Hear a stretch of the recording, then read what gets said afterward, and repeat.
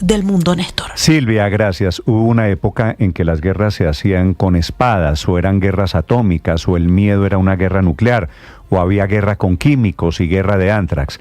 Ahora la palabra parece ser aranceles en esta nueva escalada, guerra comercial. Repito, la noticia desatada esta mañana con China, una guerra que nos terminará tocando tarde o temprano. De momento, la tregua en esta guerra es entre Estados Unidos con Canadá y México. El presidente Trump, después de hablar con Trudeau en Canadá y con la presidenta Sheinbaum en México, decidió un plazo de un mes para poner los aranceles con los que los había amenazado. Eso sí, el Trump que apareció en la Casa Blanca en las últimas horas no parece menos arrogante. 6:21 minutos desde Washington. Juan Camilo Merlano.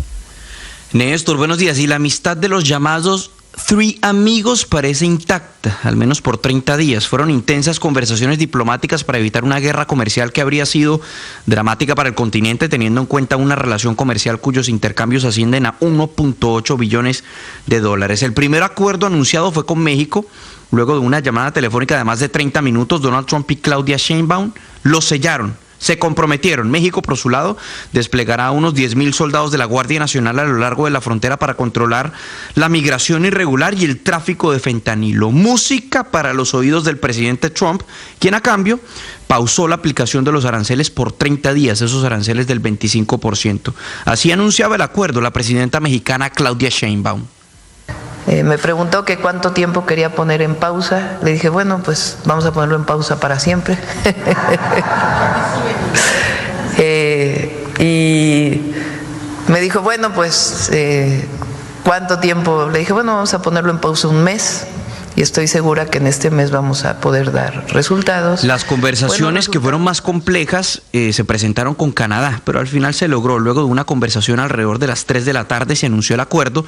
Justin Trudeau, el primer ministro canadiense, se comprometía a implementar su llamado plan fronterizo, que tiene un costo de unos 1.300 millones de dólares, reforzando la frontera con helicópteros, tecnología y personal. También unos 10,000 efectivos en la frontera para proteger los cruces. Al parecer hubo bastante coordinación con México, porque no solamente envían la misma cantidad de efectivos, sino que también se estará pausando la aplicación de aranceles por otros 30 días. Esto junto al establecimiento, en el caso de Canadá, de una fuerza de tarea conjunta contra los carteles. Previo al acuerdo, el presidente Trump reiteraba su deseo de anexarse el territorio canadiense. Well, we can always look. What I'd like to see Canada become our 51st state. We give them protection, military protection. We don't need them to build our cars. I'd rather see Detroit or South Carolina or any one of our. Allí decía el presidente Donald Trump, lo que me gustaría ver de Canadá es que se convirtiera en nuestro estado número 51. Nosotros no necesitamos sus vehículos. Me gustaría ver a Detroit fortalecido, construyendo vehículos, y nosotros le otorgaríamos protección a Canadá, decía el presidente Trump, previo a que se anunciara este acuerdo de pausa de los aranceles del 25%. Al final, como con Colombia, el presidente Trump terminó utilizando sus aranceles como mecanismo de disuasión o de fuerza. Nosotros fuimos el primer ejemplo y Donald Trump lo recordó, de hecho, ayer durante la firma de una serie de órdenes ejecutivas, anticipando que los aranceles sí lograban objetivos en materia de política exterior. Allí volvía a poner nuestro nombre de ejemplo sobre la mesa. Any idea what they were talking about? Because already you see what's happening. Colombia, look at what happened with that. Everybody said that with Colombia it was going to be a disaster. In one hour, everything was settled. You know why? Tariffs.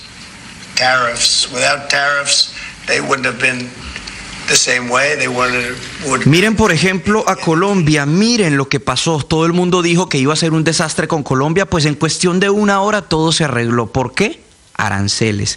Sin aranceles no habrían sido de la misma manera y no me habrían tratado de la misma manera, que fue extremadamente buena, extremadamente chévere, decía el presidente Donald Trump. Ya dejando atrás estos momentos de la guerra arancelaria, Colombia también fue elevada por parte de la Casa Blanca o puesta como ejemplo en una segunda ocasión. Fue en medio de la controversia por los intentos de acabar con la agencia USAID o USAID, que para este año fiscal aprobó $260 millones en asistencia para Colombia, pero que a nivel global son proyectos de más de $35 mil millones.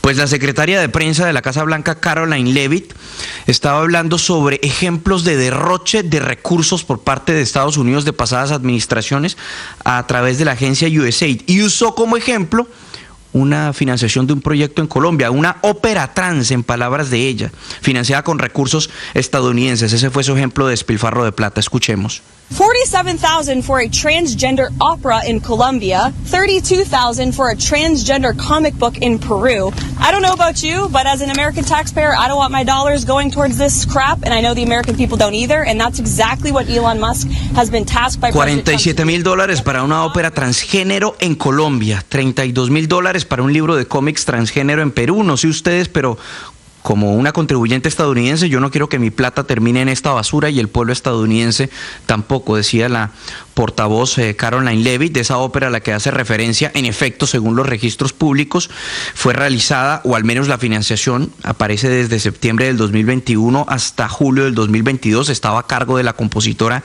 Laura Kaminsky, con el fin, dice este registro público, abro comillas, de generar conciencia y representación transgénero a través de la obra Ópera Aswan, y en el registro público aparece la Universidad de los Andes como beneficiaria. Ahora bien, la Casa Blanca no hace una diferenciación, pero sí hay que decir que en este registro de desembolso de recursos aparece que la entidad contratante, desde donde sale la plata, no era USAID, era el Fondo de Diplomacia Pública del Departamento de Estado. No obstante, como ya hemos visto, la administración Trump no discrimina y únicamente utiliza este ejemplo para decir que la pasada administración adelantaba una agenda woke, como lo llaman aquí, de inclusión y diversidad, que ellos van a acabar con ella. Néstor. Sí, Juan Camilo, una pregunta a la señora que dice que yo pago impuestos aquí, esta que acabamos de escuchar. Esto me parece basura. Lo que les molesta es que sea ópera o que sea trans. ¿Cuál es la molestia del gobierno de Estados Unidos sobre la ópera trans? Que sea trans, Néstor, porque la agenda o lo que ellos argumentan es que existía una política sistemática por promover la diversidad, inclusión y equidad, y políticas woke o mamertas, si se quiere, a través de estas agencias federales, que era plata de los contribuyentes para promover esta agenda en todo el mundo, y dicen que por eso es inaceptable, y esa es la principal razón por la que quieren acabar con USAID. Vale, gracias Juan Camilo, esa es una buena traducción, Felipe. Lo woke en Colombia nosotros le decimos mamerto. Y en esta cosa dramáticamente conservadora de Trump, todo lo que les huela woke, mamerto, lo van a acabar. Inclusive estos conceptos de diversidad y de inclusión. Ya en segundo, la historia de la ópera trans en Colombia. Es un retraso en la humanidad, ¿no? Pues que veníamos avanzando. Yo no creo en eso, que sea un retraso. en reconocer la diversidad, la equidad, pero nosotros, la igualdad, Héctor, y promover la inclusión. Y ahora pues al señor Trump le parece un espanto. Ver el mundo como queramos. Ellos también tienen el derecho de poner su plata en donde quieran, ¿verdad? Sí, claro, no, yo no estoy diciendo que no pongan, pues ellos verán dónde ponen su plata, pero que evidentemente es un retroceso en la historia de la humanidad del señor Trump en el gobierno de los Estados Unidos. De eso no hay duda. Difícilmente un peor momento en la historia contemporánea el hecho de que el señor Trump sea el presidente de los Estados Unidos. Ya vamos a hablar de los efectos de este huracán que está pasando. Efectivamente, se está llevando todo lo que a muchos les puede parecer progreso, lo que a los contribuyentes norteamericanos les parece un exceso. Felipe, la historia de la ópera trans la cogen en Washington como símbolo de hasta dónde se está dilapidando plata de los Estados Unidos. O los cómics en Perú, pero Néstor, en el caso de la ópera trans en Colombia, esto ocurrió en marzo de 2022. En Colombia se hicieron 3 presentaciones en el Teatro Ensueño, en el Teatro Libre de Chapinero, en el Teatro Jorge Eliezer Gaitán, y quizá la más vista fue alrededor de Ópera al Parque en Bogotá también en 2022. No es una obra ni creada ni original de Colombia, es una obra, ópera. Laura Kaminsky se llama llama Sí, la, señor, la- y ya se había la presentado autora. por lo menos 50 veces en distintas zonas de Estados Unidos antes de esa adaptación o ese montaje en Colombia, que se hace con apoyo con la Universidad de los Andes, una profesora de la Universidad de los Andes, pero aparecen otras ONG que trabajan por estos temas de diversidad de género involucradas y hacen las presentaciones en Colombia, que las paga en ese momento Ahora, la Embajada de Felipe, Estados Unidos en Bogotá. Pues dilapidaron esa plata, Felipe, porque esa ¿usted se plata acuerda? hubiera sido más importante gastarla en programas realmente importantes sociales que sí tiene USAID o USAID, como le decimos, pues. USAID, Entonces, para esa, efectos sí, prácticos. pero esa plática, y así van a descubrir una cantidad de malgastos. Y el gobierno americano tiene derecho a decir, un momentico, va a mirar en qué se está gastando la plata y cómo Sí, se sí, va a gastar no, de aquí en adelante. Que tiene el derecho, Felipe. ¿Usted se clave- acuerda que en la posesión de Trump, Felipe, han pasado apenas 15 días? Sí. Trump dijo, aquí solamente hay dos géneros, masculino Sí. y femenino. Y firmó una Sí. orden Y ejecutiva lo en Sí, ese está, sentido. pero es y lo ante está todo- cumpliendo. Esa Claro, orden y más con ejecutiva tema viene, de Paola, ¿sabe con conservador. qué? Con la derogatoria Sí. de algo que existía desde el 2022 con Joe Biden, y era la posibilidad de que los estadounidenses se identificaran con el género X.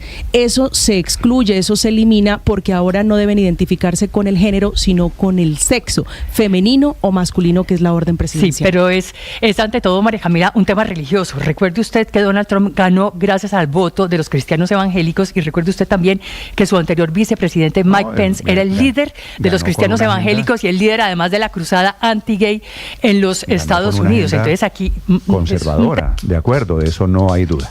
6 de la mañana, 31 minutos, los acompañamos desde Blue Radio. Néstor, Señor pero de padre. todas maneras, con eso no va a negar la diversidad. Es decir, la diversidad sigue existiendo, sigue estando ahí, y seguro se van a necesitar programas para poder incluir a estas personas en la sociedad. Sí, lo que se va a acabar es la manera como los estados padre, Estados Unidos el primero, patrocinaban esas políticas de diversidad y de inclusión. Ya vamos a hablar de eso. 6:31 Pero minutos. fíjese un dato, Néstor, porque ahí hay que mirar con cuidado la forma en la que está abordando el gobierno de Donald Trump los asuntos de género.